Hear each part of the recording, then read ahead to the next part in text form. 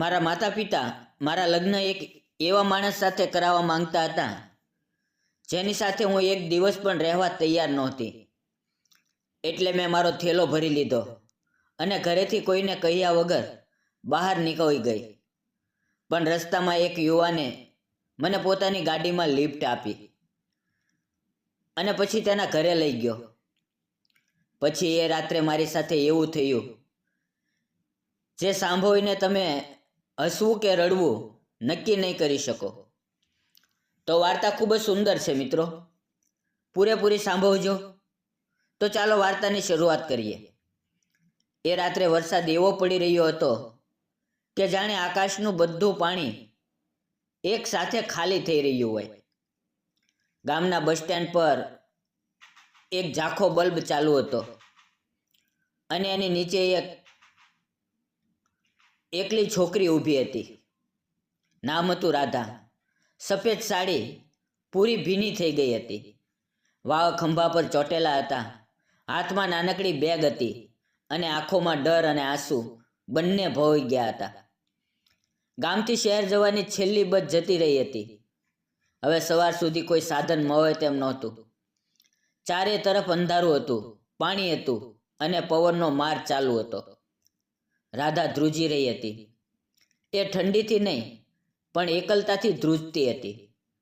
અચાનક દૂરથી એક બાઇકની લાઇટ ઝબકી. વરસાદમાં એ પ્રકાશ જાણે કોઈ આશાનું કિરણ બનીને આવ્યો. બાઇક ધીમું પીડ્યું અને એક યુવાન ઉતર્યો.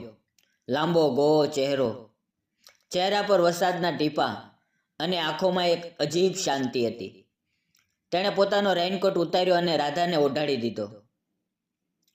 આટલી રાત્રે અહીંયા એકલા? શું બસ મળી નથી? રાધા ચોંકી ગઈ. એ અવાજ સાંભળીને એને લાગ્યું જાણે કોઈ પોતાનું જ બોલી રહ્યું હોય. હા, છેલ્લી બસ નીકળી ગઈ. હું શહેર જવાની હતી પણ હવે. એનો અવાજ કાપી ગયો. યુવાને વચ્ચે જ રોકી દીધી. ચાલો હું મૂકી આવું. નામ છે મારું વિક્રમ. રાધા ખચકાય પણ વરસાદે એને કોઈ ચોઈસ ન આપી. એ બાઇક પર બેઠી. વિક્રમે ધીમેથી બાઇક સ્ટાર્ટ કરી. રાધા પાછળ બેઠી. બંને હાથ બેગ પર રાખ્યા હતા પણ એક ઝટકે એના હાથ વિક્રમના ખંભે ચાલ્યા ગયા. એ સ્પર્શ, એ ગરમાહટ રાધાના શરીરમાં જાણે વીજળી દોડી ગઈ. એનું હૃદય ધડકવા લાગ્યું, એટલું જોરથી કે વરસાદની અવાજ પણ ઓછી લાગવા લાગી. રસ્તો લાંબો હતો પણ એ રાત ખૂબ ટૂંકી લાગી. વરસાદની ઝડી વચ્ચે બંને ચૂપ હતા પણ એ ચૂપ્પીમાં હજારો વાતો થઈ રહી હતી. વિક્રમે બાઇક ધીમી કરી અને પૂછ્યું, કંઈ થયું છે? તમારી આંખોમાં આંસુ અને ડર બંને છે. રાધા ચૂપ રહી. પછી ધીમેથી બોલી, ઘરેથી ભાગી છું. ઘરવાળા મારા લગ્ન કરાવવા માંગતા હતા. એક એવા માણસ સાથે જેની સાથે હું એક પણ પળ પણ જીવી ન શકું. બસ એક બેગ લઈને નીકળી પડી. ક્યાં જઈ શક એ પણ ખબર નથી. વિક્રમે બાઇક એક મોટા ઝાડ નીચે ઊભી રાખી. વરસાદ હજી પડી રહ્યો હતો. તેણે પોતાનો રેઇનકોટ રાધાને વધુ લપેટી દીધો અને કહ્યું, આજે મારી સાથે ચાલો. મારું ઘર નજીકમાં જ છે. એક રાત માટે. સવારે જ્યારે ઈચ્છો ત્યારે ત્યાં જઈ શકો છો. પણ આજે એકલી નહીં છોડું. રાધા તેની સામે જોઈ રહી. એ આંખોમાં કોઈ ખોટી નજર નહોતી, ફક્ત એક સાચી ચિંતા હતી. એને લાગ્યું જાણે કોઈ પોતાનું જ બોલી રહ્યું હોય. એણે માથું હલાવ્યું. વિક્રમનું ઘર નાનું હતું. માટીની દિવાલો હતી, ટીનની છત હતી, પણ અંદર એક અજીબ ગરમાહટ હતી. તેણે રાધાને ગરમ ચા આપી, જૂની સાડી આપી અને કપડાં બદલવાનું કહ્યું. રાધા બાથરૂમમાં ગઈ અને જ્યારે બહાર આવી ત્યારે વિક્રમ રસોઈમાં ઊભો હતો. ચૂપચાપ ખીચડી બનાવતો હતો. એના હાથની હલનચલન જોઈને રાધાને લાગ્યું કે આ માણસ કંઈક જુદું જ છે. રાતના 2 વાગ્યે બંને સામસામે બેઠા. ખીચડીની વાસ આખા ઘરમાં ફેલાઈ ગઈ હતી. વરસાદ હજી ધાંધલ ધાર પડી રહ્યો હતો. વિક્રમે પૂછ્યું, તમારું નામ? રાધા. રાધા? ખૂબ સુંદર નામ છે અને ખૂબ સુંદર છો તમે. રાધા શરમાઈ ગઈ. વર્ષોથી કોઈએ એને આટલી સાદગીથી સુંદર નહોતું કહ્યું. રાત ઊંડી થતી ગઈ. વિક્રમે ખાટલો રાધાને આપ્યો અને પોતે નીચે જમીન પર સૂઈ ગયો. રાધા ઊંઘી નહીં. એ જોઈ રહી. એ માણસને જે એક રાત માટે અજાણ્યો હતો, પણ હવે લાગતું હતું જાણે ઘણા જન્મોથી ઓળખે છે. સવારે વરસાદ થંભી ગયો. વિક્રમે ચા બનાવી. રાધા ઊભી થઈ અને બોલી, હું જાઉં છું. વિક્રમે ચૂપચાપ એક કાગળ આપ્યો. એમાં લખ્યું હતું, જો ક્યારેય કોઈ તકલીફ પડે, કોઈ ડર લાગે તો આ નંબર પર ફોન કરજે. હું હંમેશા હાજર રહીશ.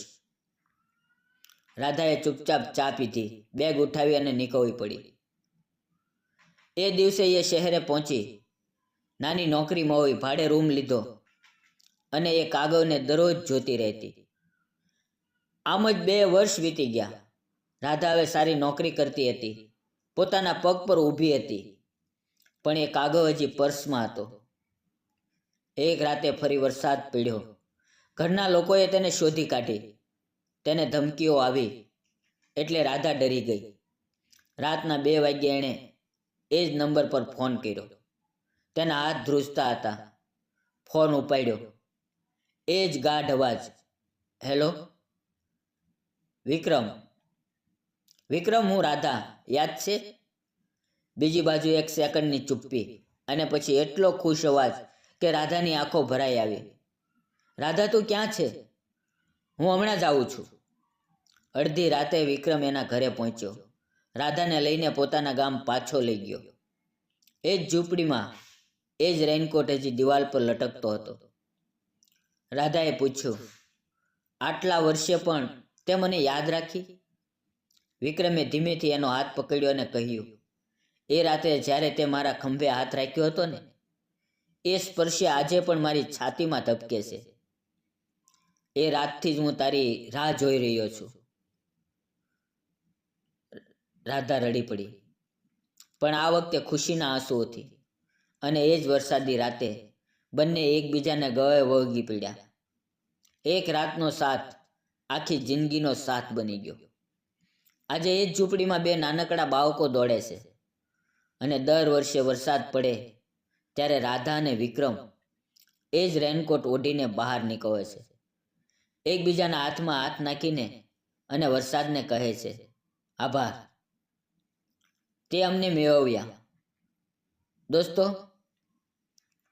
પ્રેમ કોઈ મોટું ઘર કે મોટી ગાડી નથી. પ્રેમ તો એક વરસાદી રાતે એક અજાણ્યાના ખંભે હાથ મૂકી દેવામાં છે, અને એ હાથ કદી ન છોડવામાં છે. વાર્તા ગમી હોય તો દિલથી લાઈક કરજો, કોમેન્ટ કરજો, શેર કરજો અને ચેનલ સબસ્ક્રાઈબ કરવાનું ન ભૂલતા. કારણ કે એક વરસાદી રાત કોઈની જિંદગી બદલી શકે છે, તમારી પણ બદલી શકે છે. અને એક કોમેન્ટ, એક લાઈક મારી પણ બદલી શકે છે. તો જય હિન્દ મિત્રો, જય ગુજરાત. ફરી મળશું આવતીકાલે એક નવી વાર્તા સાથે. ત્યાં સુધી આવજો. વિડીયો પૂરો જોવા બદલ આપ સૌનો ધન્યવાદ મિત્રો.